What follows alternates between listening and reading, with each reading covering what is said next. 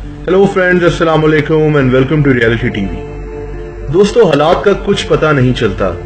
आप कुछ ही अरसे में देखते ही देखते फकीर से बादशाह बन सकते हैं और बादशाह से फकीर बन जाते हैं। दुनिया में ऐसी बहुत सी मिसालें मिलती हैं जहां अरबपति लोग कुछ ही अरसे में अपनी जिंदगी भर की कमाई हुई दौलत से महरूम हो गए। आज मैं आपको उन्हीं लोगों में से एक आदमी के मुतालिक बताने जा रहा हूं। मशहूर इंडियन बिजनेसमैन विजय माल्या के नाम से आप में से बहुत से लोग वाकिफ जरूर होंगे। ये वही विजय माल्या है जो आईपीएल की टीम रॉयल चैलेंजर्स बैंगलोर का मालिक भी है। विजय माल्या यूनाइटेड ब्रेवरीज का मालिक भी है। एक वक्त था जब विजय माल्या इंडिया के सबसे अमीर तरीन लोगों में से एक था। अपने बाप के गुजर जाने के बाद 1983 में विजय माल्या यूनाइटेड ब्रेवरीज का चेयरमैन बन गया। यूनाइटेड ब्रेवरीज एक शराब की कंपनी है। उस वक्त इसकी उम्र सिर्फ 28 साल थी। विजय माल्या अपने रंगीन लाइफस्टाइल की वजह से जाना जाता था। इसको मॉडल्स में बेहद दिलचस्पी थी। इसके इर्द गिर्द हर वक्त इंडिया की टॉप एक्ट्रेसेस और मॉडल्स खड़ी हुई नजर आती थीं। विजय माल्या को king of the good times या फिर play boy of the east भी कहा जाता था।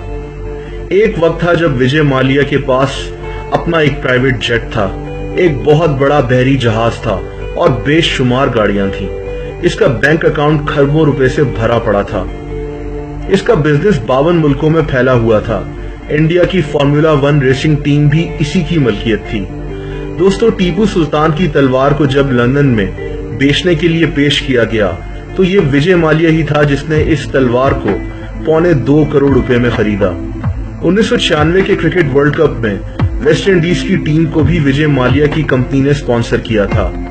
विजय माल्या के पास 250 विंटेज गाड़ियां मौजूद थीं और एक फार्म था जिसमें 200 घोड़े थे।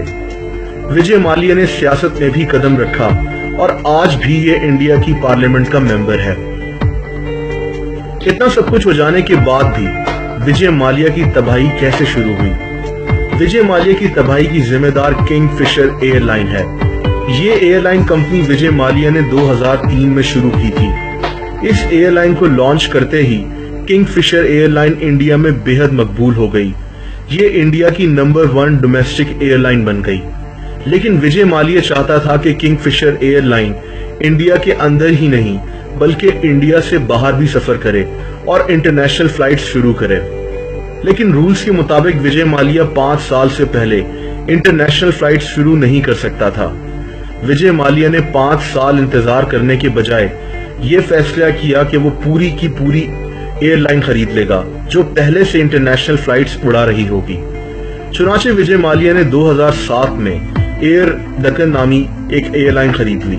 इसके अलावा किंगफिशर एयरलाइन को भी 2009 में इंटरनेशनल फ्लाइट्स उड़ाने का परमिट मिल गया और किंगफिशर एयरलाइंस पूरी तरह बाहर उड़ने के काबिल हो गई।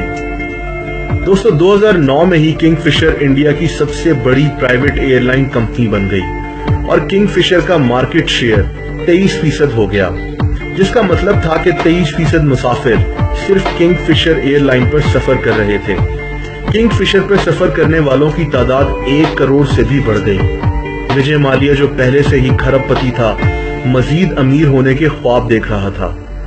लेकिन 2010 में हैरत अंगेज तौर पर पता चला कि विजय माल्या की किंगफिशर पर बेहद कर्जा चढ़ा हुआ था और ये दरअसल बेहद नुकसान में जा रही थी। इसकी कई वजूहात बताई जाती हैं। बढ़ती हुई फ्यूल की प्राइसेस, अपने स्टाफ को दूसरी एयरलाइन के मुकाबले में कई गुना ज्यादा तनख्वाह देना और विजय माल्या का एयर डेक्कन नामी एयरलाइन को खरीदना। एयर डेक्कन पहले से ही 550 करोड़ के नुकसान में जा रही थी जो किंगफिशर से ही पूरा किया जा रहा था। इसके अलावा विजय माल्या का अपने इकलौते बेटे को उसकी सालगिरह पर तोहफे के तौर पर किंगफिशर एयरलाइन का चेयरमैन बना देना, जिसको बिजनेस का कुछ पता नहीं था। ये तमाम वजूहात ने किंगफिशर को डुबो दिया। लोग भी किंगफिशर से आहिस्ता आहिस्ता दूर होने लगे। 2010 में विजय माल्या के पास किंगफिशर में काम करने वालों को उनकी तनख्वाह देने के लिए पैसे नहीं थे और ना ही फ्यूल पूरा करने के पैसे थे। किंगफिशर के मुलाजमीन ने हर जगह विजय माल्या के खिलाफ मुजाहरे शुरू कर दिए और हड़ताल शुरू कर दी। किंगफिशर एयरलाइन के पायलट्स ने भी नौकरी छोड़ दी क्योंकि उनको उनकी तनख्वाह नहीं मिल रही थी। विजय माल्या किंग फिशर को चलाने के लिए बैंक से कर्जा लेता गया। लोग कहते हैं कि ये विजय माल्या के लिए एक अना का मसला बन गया था। वो अपनी जाती पैसे किंग फिशर में नहीं लगा रहा था, बल्कि इसको एक कंपनी की तरह ही चला रहा था। लेकिन सब चीजें बेसूद साबित हुई और अक्टूबर 2012 में किंग फिशर एयरलाइन को बंद कर दिया गया और दिसंबर 2012 में इसका लाइसेंस भी मंसूख कर दिया गया।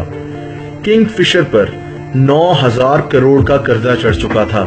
विजय माल्या ने कुल मिलाकर 17 बैंकों से पैसे उधार लिए हुए थे, जो कि अभी तक वापस करने हैं, और इन बैंकों को कोई आइडिया नहीं है कि अपने हजारों करोड़ों रुपए का जो कर्जा है वो विजय माल्या से कैसे लिया जाए। वहां किंग फिशर के मुलाजमीन की कई माह की तनख्वाह भी नहीं दी गई और ये मुलाजमीन एहतजाज कर करके थक हार के बैठ गए। विजय माल्या के पीछे कई इदारे लगे हुए थे, उसके बैंक अकाउंट्स बंद होने लगे, इसके खिलाफ पुलिस में कई केसेस रजिस्टर्ड हो गए।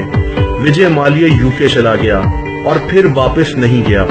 उसका कहना था कि वो बैंकों के पैसे क्यों दे, क्योंकि बैंकों ने किंग फिशर कंपनी को कर्जा दिया था और किंग फिशर तो अब बंद हो चुकी है। उसके मुताबिक किंग फिशर की तबाही की असल वजह दरअसल इंडियन हुकूमत की पॉलिसीज हैं। उसने ये भी कहा कि उसने किंग फिशर में अपने जाती 4,000 करोड़ लगाए थे जो कि डूब गए थे। विजय माल्या यूके में था और इंडिया में इसको भगोड़ा यानी एब्सकॉन्डर करार दे दिया गया। दोस्तों, विजय माल्या ने 4,000 करोड़ के बदले बैंक से मामला तय करने की दरख्वास्त भी दी, लेकिन बैंकों ने 4,000 करोड़ की ऑफर को ठुकरा दिया। इससे ज्यादा तो उनका इंटरेस्ट बनता था। विजय माल्या ने कहा कि वो इंडिया वापस नहीं जाएगा क्योंकि लोगों में उसके खिलाफ मीडिया की वजह से बेहद नफरत फैल चुकी है। विजय माल्या की इंडिया में मौजूद प्रॉपर्टीज को हुकूमत ने कब्जे में ले लिया। इसका पसंदीदा बहरी जहाज जहां पे ये अपना काफी वक्त गुजारता था को भी नीलामी के लिए पेश कर दिया गया, जिसको किसी ने खरीद भी लिया। इंडियन हुकूमत ने विजय माल्या को भगोड़ा करार दे दिया और यूके गवर्नमेंट ने विजय माल्या को उनके हवाले करने का मुतालबा कर दिया। विजय माल्या को पिछले साल यूके की पुलिस ने भी गिरफ्तार कर लिया था, जिसको विजय माल्या ने यूके की अदालत में चैलेंज कर दिया। आज विजय माल्या ने अरबों रुपए बैंक्स के वापस करने हैं और इसको इंडिया में भगोड़ा करार दिया हुआ है। कुछ साल पहले तक इंडिया के अमीर तरीन लोगों में शुमार किए जाने वाला विजय माल्या आज दर दर की ठोकरें खा रहा है। दोस्तों, यही हाल पाकिस्तान की पहली स्वीट शॉप निराला स्वीट्स के अरबपति मालिक का भी हुआ। निराला स्वीट्स को 1948 में ताजदीन ने शुरू किया था। ताजदीन ने यह कारोबार अपने बेटे को दिया और उनके बेटे ने अपने बेटे फारूक अहमद को। 2004 तक निराला स्वीट्स के मालिक फारूक अहमद कई फैक्ट्रीज और प्रॉपर्टीज के मालिक थे। निराला स्वीट्स की न सिर्फ पाकिस्तान में बल्कि दुबई और बर्तानिया में भी कई ब्रांचेस थीं। निराला स्वीट्स पाकिस्तान में मिठाई की दुनिया में सबसे बड़ा नाम था, लेकिन इसके मालिक फारूक अहमद, जिन्होंने निराला स्वीट्स को अपनी मेहनत से पूरे पाकिस्तान में फैला दिया था, का एक गलत फैसला उनको ले डूबा। फारूक अहमद को 2004 में डेयरी का काम करने का शौक हुआ। हालांकि निराला स्वीट्स पाकिस्तान की सबसे बड़ी मिठाई का ब्रांड था। उन दिनों डेयरी का काम पूरे पाकिस्तान में मुनाफा बख्श नहीं जा रहा था। सबने फारूक अहमद को समझाया, लेकिन बेसूद। फारूक अहमद ने बैंक से भारी सूद पर अपनी तमाम प्रॉपर्टीज गिरवी रखवाकर कर्जा ले लिया। ये कर्जा 1 अरब से भी ज्यादा का था। इन पैसों से फारूक अहमद ने फैसलाबाद से उकाड़ा जाने वाली रोड पर एक डेयरी की फैक्ट्री खोल ली, लेकिन ये फैक्ट्री पहले दिन से ही नुकसान में चलना शुरू हो गई। फारूक अहमद के पास बैंक्स को देने के लिए पैसे भी नहीं थे और उनकी फैक्ट्रीज, दुकानें और तकरीबन 100 कनाल से जायद जमीन सब बैंक ने कब्जे में ले ली। दोस्तों, फारूक अहमद भी मुल्क से बाहर चले गए थे और इनको भी भगोड़ा करार दे दिया गया था, लेकिन फारूक अहमद वापस पाकिस्तान आ गए। आज फारूक अहमद, जिनका उठना बैठना बड़े बड़े सियासतदानों के साथ होता था, जिनके आसपास लोगों की भरमार लगी हुई होती थी, आज यही फारूक अहमद लाहौर में एक छोटे से किराए के मकान में रहते हैं और इनके बेटे नौकरी करते हैं। फ्रेंड्स, अगर आपको ये वीडियो अच्छी लगी हो और इस वीडियो से आपको कोई मालूमात मिली हो तो इस वीडियो को लाइक और शेयर करना मत भूलिएगा। इस चैनल को सब्सक्राइब कर दें ताकि ऐसी मजीद इंटरेस्टिंग वीडियोस मैं आप तक पहुंचाता रहूं। कमेंट सेक्शन में आप अपने कमेंट्स भी दे सकते हैं। اپنا خیال رکھیں. اللہ حافظ.